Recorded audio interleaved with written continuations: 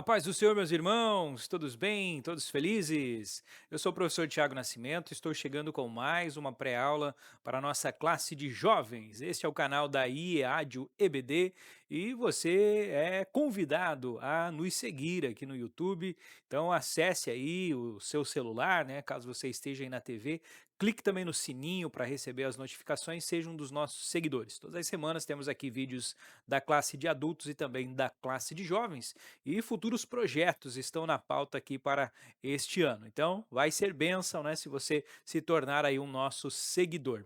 Eu também quero fazer aqui menção das redes sociais, o @IEADIO, @IEADIOEBD e também o @UMADIO, né, que é a União da Mocidade dos Jovens, então aqui da Assembleia de Deus de Joinville. Siga lá nossas redes sociais e fique por dentro de todos os eventos e acontecimentos aqui em nossa cidade.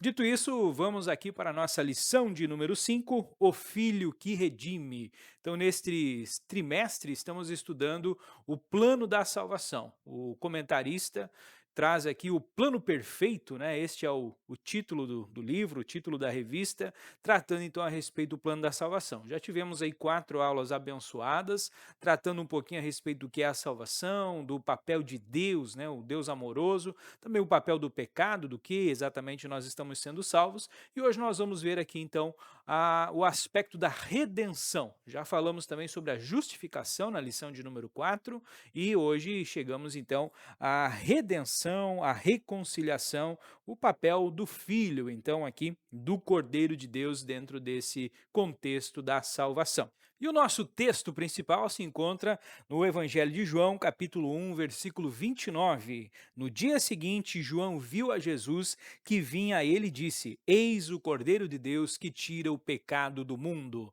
Então, este é o texto principal, o texto base para você iniciar aqui a sua lição. Uma orientação, uma dica, uma sugestão importante para você é sempre aproveitar esse momento inicial da aula para fazer a leitura do texto bíblico e durante esta leitura, ou antes da leitura, ou um pouco depois, você buscar aqui uma interação com os seus jovens, buscar uma interação com a sua classe, colocando alguma pergunta que possa ser respondida com o texto bíblico.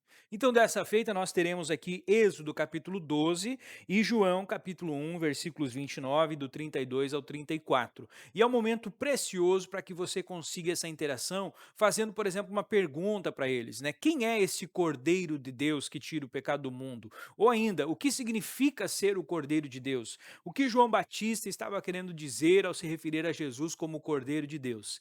E aí, durante esse momento de leitura, né, que você estará fazendo ali com seus jovens, ele já pode ir pensando nessas perguntas ali que você vai colocar. Então, essa é uma dica interessante, porque aí você já instiga eles a ficar ligados aqui no texto. Feita a leitura, você pede para que um ou dois compartilhem, né, as suas respostas, as suas opiniões, enfim. Então isso aqui já é um momento interessante de você trazer essa interação aqui já desde o início. Uma outra sugestão, né, que você pode usar também nessa linha, não utilizando o texto bíblico, mas realmente trazendo a questão do tema da lição, o filho que redime, né? Esse é o tema. Então pode perguntar a eles o que significa redenção. O que você entende por redenção? E aqui é talvez até interessante aquela dinâmica que eu gosto sempre de utilizar quando estou iniciando um conteúdo novo, de você fazer a dinâmica do que eu sei e o que eu aprendi. Então, nessa primeira pergunta, né, o que é redenção, você já pode pedir para que ele escreva o que é redenção ali de forma rápida na própria revista, né, tem algum espacinho ali, que ele escreva em rápidas palavras o que ele acha que é redenção. E aí, no decorrer da aula, você vai falar mais a respeito de redenção. E no final da aula, você pode fazer, então, um retorno a esse conceito inicial, né? Lá na conclusão, você pergunta, e agora vamos reler aqui o que vocês escreveram sobre redenção, o que você acrescentaria? O que você colocaria mais a respeito de redenção? E aí, possivelmente, né, ele vai ter muito mais coisas para acrescentar, para colocar. E isso vai ser interessante, é uma dinâmica que entra dentro das aprendizagens visíveis, né? É interessante porque você vai perceber visivelmente o quanto foi aprendido, o quanto aquilo agregou para a vida do seu jovem e ele também vai perceber o quão pouco ele sabia, talvez aqui no início ele nem saiba definir, né, com as suas palavras o que é redenção. E ao final ele vai conseguir dar esse conceito, então ele vai entender, essa aula foi interessante porque eu consegui aprender. E isso é bacana, né, de você visibilizar aqui o conhecimento. Então é sempre uma dica que eu deixo aqui para que você comece já a sua lição trazendo essa interação, esse engajamento aqui com os seus alunos. Muito bem, então entrando aqui no primeiro tópico da lição, nós vamos ver aqui um contexto, né, a respeito desse cordeiro, que é o cordeiro da Páscoa, um símbolo da salvação. O primeiro subtópico traz o contexto do cordeiro da Páscoa, o segundo subtópico a instituição da Páscoa, e o terceiro subtópico, a tipologia do cordeiro pascal. Então este aqui é um tópico bem histórico, podemos dizer assim, né, literário, você vai utilizar bastante aqui o texto bíblico ali do Êxodo capítulo 12, onde você pode de forma rápida, né, contar essa história, essa narrativa aqui para os seus jovens. Eu acredito que a maioria deles já conheça, né, já lembre aqui a respeito da primeira Páscoa. Então a saída do Egito, né, as 10 pragas. Então você pode fazer aqui um breve recapitular, né, da história aqui da Páscoa, da história do Êxodo, para os seus jovens se situarem, então. E aí depois você entra, então, nesse contexto simbólico. E aqui é interessante observar e pontuar aos jovens que a Bíblia, ela é a revelação de Deus, a revelação escrita da palavra de Deus, mas que desde o início Deus teve o cuidado de se revelar ao ser humano. Quando Deus cria o ser humano, coloca lá no Jardim do Éden, há um momento de relacionamento entre Deus e os homens. É, na verdade, o grande objetivo de Deus, né, é essa relação ali com os seres humanos. Mas devido ao problema do pecado, então, essa relação ela foi rompida. O livro de Isaías nos diz, né, que os nossos pecados fazem separação entre nós e Deus. Então, ergueu-se um muro, ergueu-se uma barreira. E o plano da salvação, basicamente, é Deus procurando derrubar esse muro através de Jesus, o Cordeiro morto antes da fundação do mundo. A gente vai enfatizar isso mais tarde, né?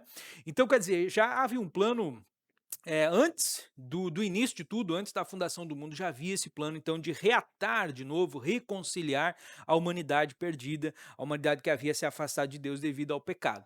Então, nesse sentido, Deus vai se revelando, e já lá no Gênesis 3, quando Deus começa a colocar ali as punições, podemos dizer assim, o castigo para cada um dos envolvidos na queda, para a serpente, para a mulher, para o homem, né, para Adão, ali você já consegue ver o proto-evangelho, como ele é chamado, né, pelos teólogos, aonde diz o texto bíblico que da semente da mulher nasceria alguém que esmagaria, pisaria a cabeça da serpente. Esta lhe feriria o calcanhar, mas que a semente da mulher, então no caso simbolizando aqui, né, já profetizando Jesus, esmagaria a cabeça da serpente. E aqui há um contexto espiritual, então não se tratava apenas mais da serpente, porque a serpente já havia, no início do versículo aqui, ela já havia recebido a sua punição, né?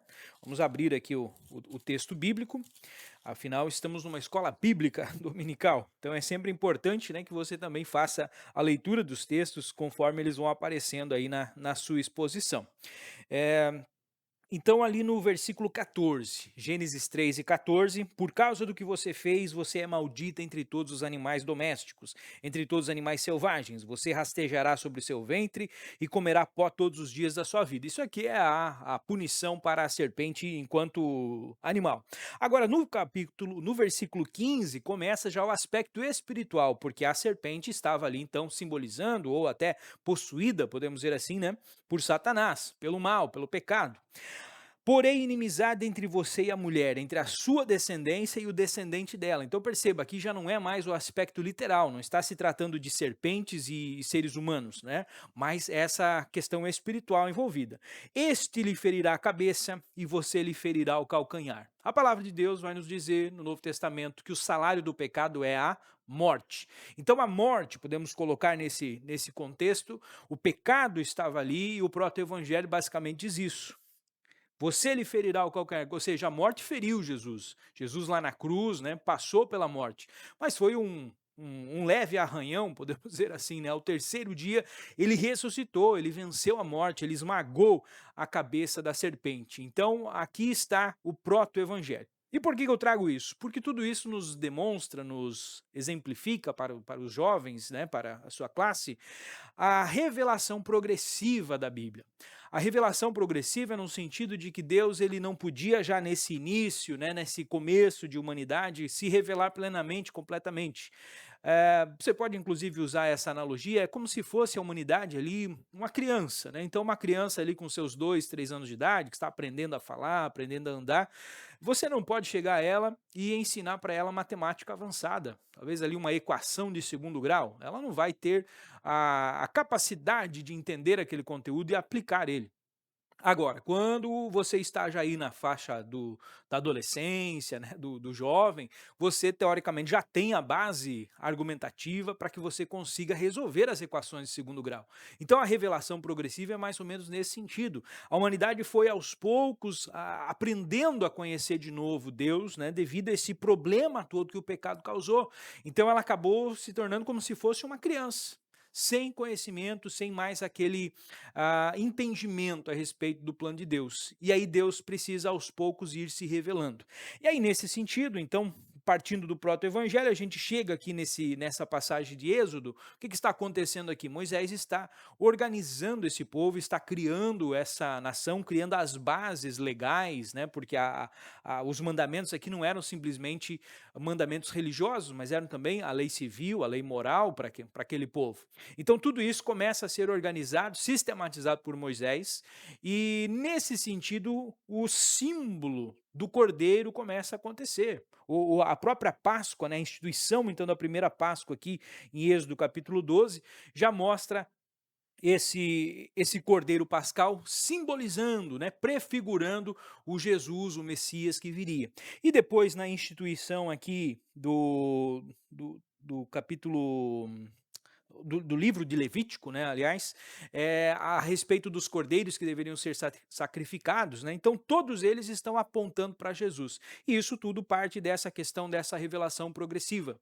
A humanidade, os israelitas talvez não teriam o conhecimento de compreender exatamente o plano da salvação naquele momento, naquele contexto.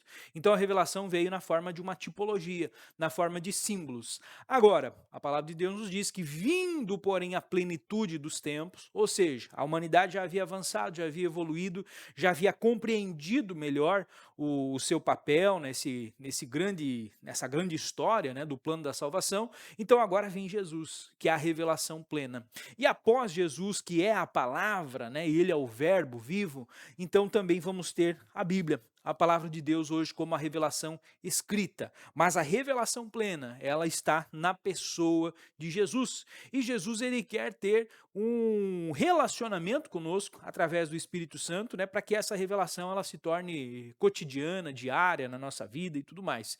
Então veja que a gente consegue também evangelizar aqui dentro da classe de jovens, dentro de uma classe da EBD, porque você traz esse contexto e você talvez pode colocar até para os seus jovens. Se você ainda não conseguiu compreender isso plenamente, talvez é porque você esteja ainda afastado, você está distanciado, mesmo estando dentro da igreja, mas se você não conseguiu ter essa plena compreensão a respeito da salvação, talvez lhe falte realmente um novo nascimento, esse relacionamento com o Senhor Jesus Cristo. Então, concluindo aqui este tópico 1, né, que trata a respeito dessa simbologia do Cordeiro, da Páscoa, da tipologia do Cordeiro Pascal, o comentarista traz ali na lição 3 cordeiros, né, como nós já citamos aqui, o Cordeiro Pascal, e lá em 1 Coríntios 5 e 7, Paulo ele especifica isso, dizendo que Cristo é a nossa Páscoa, então finaliza, né, essa profecia, podemos dizer assim aqui, desse símbolo, desse tipo que estava aqui no Cordeiro Pascal,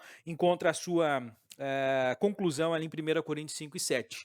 Aí o comentarista também coloca a respeito do cordeiro de Levítico, né, que anualmente era sacrificado, e também temos o símbolo de Isaías 53, na figura do cordeiro, do servo sofredor, aliás, né, onde é apresentado ali como um cordeiro mudo, um cordeiro sem mancha, né, um cordeiro perfeito que foi como ovelha muda levado ao matadouro. Então todos esses cordeiros aqui se juntam aqui no contexto da lição, simbolizando, apontando para Cristo. Cristo é este cordeiro perfeito. E aqui nós poderíamos fazer uma ampla análise, né, a respeito, por exemplo, desses, cordeiros de Levíticos, né, que tem ali algumas características, né, e por exemplo, cordeiro sem mancha, sem mácula, um animal que tinha que ter uma certa idade, né, não podia ser um animal velho, doente, enfim. Então tudo isso apontava para algo perfeito, que Jesus vem então como a personificação deste símbolo todo. O que nos leva então aqui para o tópico 2: Jesus, o Cordeiro de Deus que tira o pecado do mundo. Então aqui evocando a passagem, né, o encontro, podemos dizer assim, de João Batista com Jesus, aonde João Batista olha para Jesus e diz, né, eis o Cordeiro de Deus que tira o pecado do mundo. E quando ele fala isso, ele estava já aqui também apontando, né, profetizando a forma como Jesus haveria de morrer, porque o cordeiro era isso, né, era alguém que era morto de forma substitutiva. Então o sacrifício é um sacrifício vicário, aonde aquele animal ele toma o lugar de alguém. O pecado do povo precisava ser punido de alguma forma, né, encoberto pelo sangue. E aí o cordeiro era colocado então no lugar. Então Jesus ele vem e faz esse sacrifício substitutivo. E o livro de Hebreus ele vai dar esse contexto, né, dizendo que o sangue de bodes e de cordeiros, enfim, ele não era um sacrifício pleno, porque todo ano ele precisava ser repetido, mas que o sacrifício de Cristo foi um sacrifício perfeito, porque ele morreu uma única vez. E esse sacrifício alcança antes, depois, né, é um sacrifício eterno, abrangente, então, em todos esses sentidos. Então, nesse contexto, né, Jesus é o Cordeiro de Deus que tira o pecado do mundo. E no primeiro subtópico, nós vamos ver essa relação clara com Isaías 53, né, como eu já havia adiantado aqui no tópico 1, e também com o cordeiro de Levítico. Então você pode fazer essa junção aqui, né, desses três cordeiros, todos eles apontando para Cristo. E o que que esse cordeiro faz? O segundo subtópico aqui é muito importante ao fazer esse contexto aqui com a carta de Hebreus. Hebreus 9, 26. De outra maneira, necessário lhe fora padecer muitas vezes desde a fundação do mundo, mas agora na consumação dos séculos, né, na plenitude dos tempos, uma vez se manifestou para aniquilar o pecado pelo sacrifício de si mesmo. O comentarista diz que esse versículo evoca uma verdade afirmada em toda a carta aos Hebreus, bem como a expressão usada por João Batista, né, do Cordeiro de Deus, de que esse Cordeiro ele tinha apenas um propósito: aniquilar o pecado. E aqui você pode fazer então uma conversa com os seus jovens, né, dentro daquele momento de interação, né, pergunte a eles o que é aniquilação. O que significa aniquilar alguma coisa? Ouça ali durante um minuto ou dois, né, deixe eles trazerem exemplos, talvez, de aniquilações, e aí você traz aqui o contexto do que foi, então, essa aniquilação do pecado. Num sentido espiritual, aniquilar o pecado não é simplesmente remover esse pecado, apagar o pecado de alguma forma, mas sim tirar o poder que esse pecado tem sobre a vida das pessoas. Desde o início, né, desde aquele momento onde Adão e Eva pecaram, eles passaram a ser servos do pecado. Então o pecado passou a exercer uma grande influência. A partir dali, toda a natureza humana ela foi deturpada pelo pecado. Jamais o ser humano consegue, de livre e espontânea vontade, escolher fazer o bem, né? Porque a natureza dele é uma natureza má, é uma natureza que está vivendo sobre o jugo, a escravidão do pecado. Então, nesse sentido, quando Jesus vem para aniquilar o pecado, o que Jesus está fazendo? Ele está tirando o poder do pecado sobre a vida das pessoas. E nós sabemos que esse processo de aniquilação do pecado, ele começa na cruz do Calvário. Ali é o momento de início então desse processo de restauração de todas as coisas. Mas ele só vai ter o seu final, a sua conclusão no momento da gloriosa manifestação do Senhor na sua segunda vinda, quando então nós teremos o nosso corpo transformado, né, nós, se estivermos vivos, e aqueles que já dormiram no Senhor, e nós, né, se também já tivermos passado pela morte, nós seremos ressuscitados num corpo glorificado. E aí sim o pecado, né, terá o seu extermínio, a sua aniquilação completa. Mas na presente era, né, no momento onde nós já estamos vivendo, nós já podemos ter em nossa vida essa aniquilação do pecado nesse sentido espiritual, da aniquilação do poder. Então hoje o pecado não é para nós um contexto de escravidão. O pecado ele não pode mais nos aprisionar. O pecado ele já foi vencido na cruz do Calvário. Então hoje o jovem, o o ser humano, né, o obreiro, o líder, o professor, nós só pecamos quando realmente nós queremos. A palavra de Deus ela é muito clara nesse sentido. Se nós estamos em Cristo, se nós já somos uma nova criatura, as coisas velhas já passaram. Então o que nós precisamos dentro desse processo de santificação, que talvez você já tenha conversado um pouquinho com seus jovens na aula número 4, né, que tratou, aliás, na aula de número 3, né, que tratou a respeito aqui da santificação, a justificação, e, né, esse processo que nós somos considerados santos a partir do aceitar a Jesus, e há o processo de santificação progressiva, né, então onde a gente vai aos pouquinhos, cada vez tentando chegar à estatura de varão perfeito. E vai haver no final, então, esse processo da glorificação. Mas nós já estamos, então, livres do jugo do pecado. Nós não somos mais obrigados, escravizados pelo pecado. Então nós temos hoje liberdade. E isso é a grande palavra-chave, podemos dizer aqui, dessa questão de aniquilar o pecado.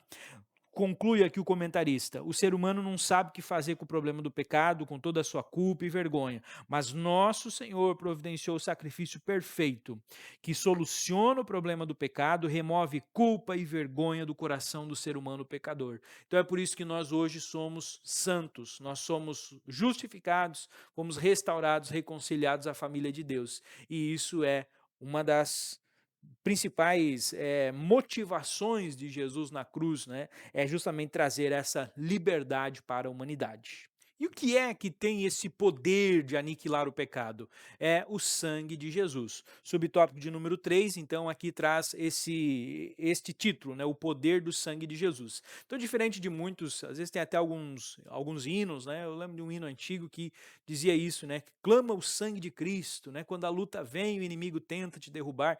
É, até você consegue encaixar aqui, mas a verdade é que o sangue de Cristo ele não tem um poder místico, né? Assim como, por exemplo, foi lá no Antigo Testamento, nessa instituição da Páscoa, né? Aqueles que tinham sangue nos umbrais da porta tinham o poder de repelir o anjo da morte. E às vezes faz essa interpretação. Então é o sangue de Cristo, né? Eu vou clamar o sangue de Cristo quando vier uma luta, uma dificuldade, quando aparecerem ali dois motoqueiros numa moto, né, à noite na rua escura, eu vou clamar o sangue de Cristo e vou estar protegido. Não, o sangue de Cristo ele tem o poder de curar o problema do pecado. Então o sangue de Cristo ele limpa o pecado, né? O sangue de Cristo ele tem esse poder então de restaurar, de trazer nós de novo para esse relacionamento com Cristo. Mas ele não tem esse poder místico, né, como alguns querem dizer. E um símbolo aqui importante está na ceia do Senhor. O cálice representa o sangue de Cristo. Quando participamos da ceia, estamos lembrando que foi o sangue de Jesus que nos trouxe a vida. Então, toda vez que nós celebramos a ceia do Senhor, que nós bebemos o cálice, nós estamos então relembrando de que hoje nós fazemos parte do corpo, de que hoje nós somos então reconciliados. E essa reconciliação, ela veio através então do preço do sangue que foi pago por Jesus. E com isso nós já estamos aqui avançando para o tópico 3, que é redenção e reconciliação por meio da obra salvífica de Cristo. Aqui temos dois tópicos que trazem palavras, o primeiro é redenção e o segundo é reconciliação. E talvez seja também, caso você queira fazer aí uma aula um pouco mais dinâmica, um pouco mais participativa, interativa, você pode aqui dividir a sua classe em dois grupos, né, talvez meninos, meninas, e você pede que cada um deles faça a leitura desses dois subtópicos, né, cada um leia um dos subtópicos e faça ali em 2 ou 3 minutos uma breve exposição, uma explanação do que eles entenderam ser a redenção, né? Explique o que é redenção, explique o que é reconciliação. E aí ao final dessa exposição ali desses dois grupos, você como professor pode complementar e aprofundar, né, acrescentar algo ali que possa ter passado batido por eles. Porque eu gosto bastante desse modelo de aula, onde tem essa interatividade, essa participação. Essa aula mais expositiva, né, onde o professor só fica falando, falando, falando, muitas vezes acaba sendo um pouco enfadonha ali para os alunos. Então, sempre que possível, né, procure trazer metodologias ativas, atividades, né, que façam realmente o seu aluno participar e interagir. Eu tenho certeza que eles vão gostar, né, e no próximo domingo vão querer estar de novo. Muito bem. O primeiro subtópico, a redenção. Então, a palavra redenção, ela traz aqui o significado de ser, resgatar algo pagando um preço. Então, no Antigo Testamento, né, como a gente já mencionou aqui, o os mandamentos não eram simplesmente mandamentos religiosos, cerimoniais, mas eles também eram a lei moral, a lei civil, né, que aquele povo ia cumprir ali. E entre esses mandamentos, entre essas ordenanças, está ali a questão da redenção, a questão do resgate. A terra, por exemplo, diferente dos nossos dias, que a terra ela é uma propriedade, né, privada, você pode comprar, vender, trocar. No caso do povo hebreu, quando eles entraram na terra prometida, a terra foi repartida entre eles, né, foi dividida entre as famílias e a terra ela era de uma determinada família. Mas havia momentos em que talvez alguém empobrecia, né, por algum motivo, e ele podia passar essa terra, vender essa terra. E o valor original dessa terra era sempre em alusão ao ano do jubileu. Essa é uma outra instituição importante, né, que a cada 50 anos, a cada 49 anos, né, então no 50º ano era o ano do jubileu, aonde todas as terras, todas as propriedades voltavam aos seus donos originais, às suas famílias antigas. Então, na verdade, a terra ela sempre era da mesma família, era da mesma tribo, era uma forma, na verdade, aqui, né, que foi instituída por Deus para que houvesse uma justiça, aquilo que foi dividido, né, seria o mesmo. Mas havia também essa flexibilidade, porque durante aqueles 50 anos, então era possível você fazer esses negócios. Mas, digamos que acontecia um empobrecimento de alguém da minha família, ele acabava vendendo a sua terra para alguém, ou talvez deixava essa terra como garantia de um empréstimo, por exemplo, e aí ao final ele perdia essa terra. Eu, se fosse realmente o parente mais próximo, eu poderia assumir o papel então de redentor. Eu iria redimir esse meu parente que havia perdido a sua terra e trazer de novo a terra, a propriedade, né? Ou às vezes até mesmo ele, porque havia também esse contexto, né, digamos que você fez ali um empréstimo, né, você colocou os seus bens ali como garantia, mas talvez o teu empréstimo era muito mais alto do que os seus bens. Então o credor viria, pegaria a sua terra, pegaria os seus bois, as suas propriedades todas, e em muitos casos, se aquele valor que de propriedades fosse pequeno ainda, você e a sua família seriam levados como escravos. Isso acontece, por exemplo, na passagem lá de Eliseu, né, e a viúva, aonde ela diz, né, estão vindo, né, meu marido morreu e tal, e agora estão vindo levar os meus filhos. Ou seja, já tinham levado tudo, as propriedades, e agora iam levar os filhos como escravos para poder pagar as dívidas ali daquele pai, daquela família. E aí você sabe, né, Eliseu vai lá, multiplica o azeite, né, quer dizer, através de Eliseu, mas Deus, né, faz um milagre. Mas isso serve para exemplificar, então, como era esse procedimento, então, de escravidão por dívidas ali que havia dentro desse contexto. Então, o que que era o redentor, essa figura do redentor? Era alguém, então, digamos eu, né, na figura de um parente próximo, eu iria lá na porta da cidade, né, porque não havia cartório, não havia essa instituição, então eram os anciãos ali na porta principal da cidade, eu ia dizer, olha, eu sou o redentor, eu vou assumir aqui o papel de redentor, eu vou pagar as dívidas que esse meu familiar, esse meu parente deve, né, e vamos trazer de novo ele então para o seio da família, essas propriedades vão voltar à nossa família e tudo mais. Um exemplo muito claro disso é o livro de Ruth, né, onde acontece isso, né, o Boaz ele é o redentor, ele assume o papel de redentor e ele redime então toda aquela família. E claro, havia detalhes ali envolvidos, né, que a gente não precisa entrar aqui agora. Mas um ponto muito interessante disso, fazendo essa conexão com a redenção na cruz do Calvário, é que deveria ser um parente próximo.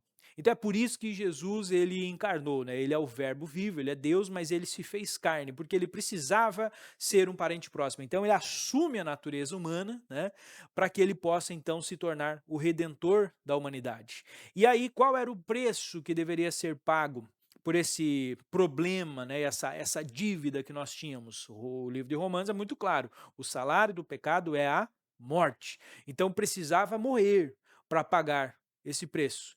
Mas Jesus vai e cumpre tudo isso, né? Então ele se torna a figura perfeita do Redentor. Então veja que até mesmo na lei civil, na lei que seria seguida pelos israelitas, né, de forma normal no seu cotidiano, também já havia esses símbolos apontando para Jesus, para a obra redentora dele na cruz do Calvário. Então, de forma bem resumida, né, isso é que é redenção, é você resgatar alguém que estava escravizado, que estava oprimido, pagando um determinado preço. E o preço que foi pago foi o preço de sangue, foi a morte de Cristo na cruz do Calvário. E aqui você pode fazer também um momento de reflexão com os seus jovens. Você pode perguntar a eles, né, quais são as coisas que te escravizam hoje, ou quais são as coisas que te escravizavam, né? Você pode fazer esses essa escolha, né? Pode ser que você tenha aí jovens que já sejam maduros na fé, que já sejam crentes, né, transformados, você conhece bem a sua turma. E aí você pode trazer nesse passado, né? Quais eram as coisas que te escravizavam lá no passado e das quais o Senhor te resgatou? Por que que é importante isso? Para justamente levar eles a refletir que o sacrifício de Cristo não foi algo assim para os outros apenas, mas também foi para eles. Então eles trazem essa aplicação e começam talvez a pensar, realmente, eu era viciado, né, tinha algum vício, eu tinha um problema aqui com o pecado, eu tinha uma culpa que eu carregava, e a partir do momento que eu aceitei Jesus, né, que eu fui redimido, então tudo isso ficou para trás. Então isso é interessante, né, trazer à memória deles as coisas pelas quais eles passaram. E se talvez você perceber que existam jovens que estejam lidando com esses problemas, né, com vícios, hoje, por exemplo, o vício da pornografia, né, ele é muito forte entre os jovens, né, de modo geral, entre a humanidade de modo geral, dependendo da idade, dependendo do sexo também, né, não é apenas meninos, mas também meninas, enfrentam esse problema. Então você pode talvez trazer isso, né? Quais são os vícios? Um vício, por exemplo, nos eletrônicos, nos jogos, né? Isso também é algo muito presente, muito comum na atualidade. Então, para que ele consiga fazer uma reflexão e ver que talvez existam coisas que ainda estejam escravizando e que ele precisa passar por essa redenção para que ele possa então ser reconciliado com Jesus, fazer parte de novo da família de Deus e gozar dessa liberdade. E por falar em reconciliação, né, então, segundo subtópico, a reconciliação. Então, reconciliar é o quê? Diz aqui o comentarista, é a volta da comunhão entre Deus e o ser humano. Reconciliar é pegar duas coisas que estavam separadas e você ligar elas novamente, né? Então, isso é reconciliar. E há um símbolo muito forte de Jesus quando ele está pendurado, né, na cruz do Calvário, porque ele está entre o céu e a terra, né, pendurado ali no madeiro. E ao estar ali entre o céu e a terra, ele está reconciliando a humanidade. Então, olha que interessante isso, né? Jesus no meio, Deus em cima, a humanidade embaixo, e Jesus está ali no meio reconciliando, né? Então, na cruz do Calvário, ele reconcilia. Então, há esse aspecto até visual, né? Você pode até trazer isso como uma imagem, né? Mostra ali para os seus jovens a imagem, né, de Cristo na cruz, né? Entre o céu e a terra, reconciliando a humanidade. Através do seu sacrifício. É uma imagem visual bastante forte. Mas no aspecto prático, então, o que foi essa reconciliação? O pecado fazia separação entre Deus e os homens. A partir do sacrifício de Cristo foi vencido o pecado, foi derrubada aquela barreira. O próprio véu do templo que se rasga também, né, outra figura visual importante ali, ao mostrar que agora não há mais separação, né, o lugar santíssimo, né, o santo dos santos, que era tido para eles o símbolo do lugar onde era a presença de Deus. Então agora aquele véu que separava é rasgado e a presença de Deus ela pode se espalhar, né, por toda a humanidade, por toda a terra. Então são símbolos interessantes aqui para tratar dessa questão de reconciliação. Mas basicamente o símbolo maior, eu diria, né, dessa reconciliação. E aí o escritor aos Hebreus 4:16, ele traz essa realidade dizendo o seguinte: cheguemos, pois, com confiança ao trono da graça, para que possamos alcançar misericórdia e achar graça, a fim de sermos ajudados em tempo oportuno. Chegar-se com confiança, porque agora nós temos essa possibilidade, nós somos reconciliados, não há mais separação entre nós e Deus. E isso é algo que nós só conseguimos fazer porque Deus estava em Cristo reconciliando consigo o mundo, conforme 2 Coríntios 5:19. Então, esse tópico aqui da reconciliação, né, muito importante você trazer também essa reflexão com os seus jovens, né, como fazendo aqui já uma ponte, né, para o último subtópico, aonde você pode trabalhar de novo essa questão prática, porque o terceiro subtópico diz assim: vivendo como redimidos e reconciliados. Então aqui você pode trazer, né, já que nós somos redimidos, já que nós somos reconciliados, nós temos essa comunhão com Deus, o que nós estamos fazendo realmente com essa reconciliação? O que nós estamos fazendo com essa redenção? Será que nós estamos aproveitando? Aí você pode voltar naquela figura lá do Redentor, né? Imagine que você foi a pessoa, o familiar, que foi redimido. Então você estava lá escravizado, possivelmente não era algo assim muito bom você ser um escravo, e digamos assim, né, pensa no contexto. Né? Você pegou um dinheiro emprestado de alguém, você gastou aquele dinheiro todo, não deu certo, né? Aí a pessoa foi lá para receber, você não tinha o dinheiro, as tuas terras foram insuficientes e você teve que ser colocado ali como escravo também. Será que essa pessoa ela está satisfeita com isso? Né, talvez você não vai ser um escravo ali muito bom, né, muito trabalhador, então ela com certeza não está contente com aquilo. Então a tua situação é terrível, né? Você está nas mãos de um senhor muito ruim com você, né? Que está muito bravo, muito irritado com você porque você fez ele perder dinheiro. Aí agora aparece o Redentor, o seu parente, o seu familiar, ele vai lá e ele compra essa dívida, ele compra, ele resgata você de novo e agora você faz parte então novamente da família, você está livre novamente. E agora, como que você vai viver? Você vai querer de novo se envolver com esse tipo de negócio? Vai querer fazer esses empréstimos novamente?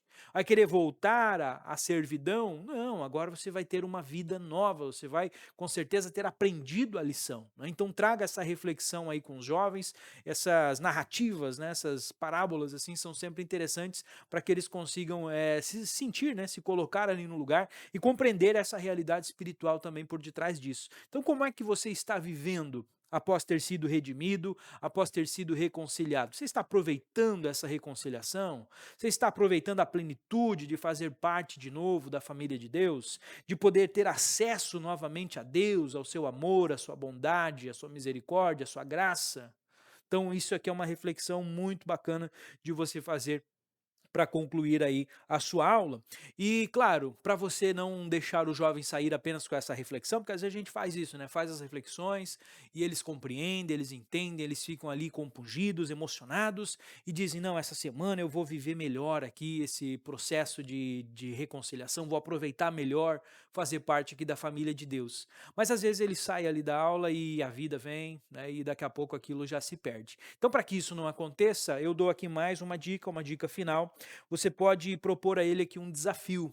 Então esse desafio é um desafio prático. Você pode pedir para que ele defina, né? Talvez ali na própria lição, né? Coloca assim: nesta semana eu vou viver a minha redenção e a minha reconciliação fazendo dois pontinhos. E aí ele vai escrever ali uma frase, pensando sempre dentro daquela metodologia das metas SMART, né? Que são metas específicas, que são metas mensuráveis, que ele vai poder ver se ele realmente conseguiu cumprir aquilo.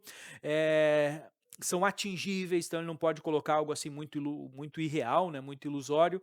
São realistas, né, relevantes também, né, dentro desse contexto aqui da salvação, e principalmente que tenham um tempo específico. Então daí vem a sigla SMART, né, em inglês isso, né, então específico, mensurável, atingível, relevante e que tenha um tempo, né, temporal. E o temporal, você vai passar para eles é o quê? É nesta semana. Então coloque para eles, o que que nesta semana você já pode trazer assim de uma atitude concreta que você vai adotar na sua vida a partir dessa semana já, para que você consiga ser mais grato pela tua redenção, pela tua reconciliação. Como você pode aproveitar melhor esse viver de novo, sendo redimido e reconciliado. Eu acho que isso vai ser uma forma muito boa de você fechar a sua aula, para que o teu aluno saia dali com um compromisso prático, compromisso concreto, né? Ele vai escrever aquilo e na semana seguinte, se você for o professor, né, você pode conversar com eles. E aí, conseguiu realizar? Qual que era a tua meta ali que você fez, né? Você conseguiu atingir ela? O que que dá para ajustar para que você consiga atingir nesta semana? Enfim, então é interessante também ter esse pós pós-aula, né, fazer esse combinado. Essa é uma metodologia que a gente utiliza aqui em Joinville dentro do material da Academia de Discípulos, que é o nosso discipulado de jovens. Então ele sempre tem uma tarefa prática para ser realizada ali no final do encontro, né, até o próximo encontro, e isso temos recebido assim muitos relatos, né, de que é uma ferramenta que está funcionando muito bem. Então pode aplicar isso também aqui na Escola Bíblica Dominical, tenho certeza que vai servir de bênção aí para o crescimento espiritual dos seus jovens. E com isso eu concluo então aqui essa nossa pré-aula, lembrando que não é uma aula, né? Então nosso objetivo aqui é trazer algumas dicas, algumas sugestões. E se você foi abençoado, se você viu algo aqui que você achou interessante, que vai aplicar aí na sua congregação, não esquece de voltar depois aqui nos comentários, né? E dizer como é que foi a aplicação disso lá na sua aula, né? E também já deixa o seu like, né? Isso ajuda também aqui o nosso canal da IADIO a crescer, a se expandir, né? Porque aí o algoritmo do YouTube percebe que esse é um conteúdo que tem relevância, né? E aí ele distribui para mais pessoas, para mais professores, e a gente vai com isso contribuindo aqui para o benefício da nossa escola bíblica dominical. Um forte abraço, que Deus abençoe a sua aula, a sua classe, e nos vemos num próximo vídeo, se Deus assim o permitir.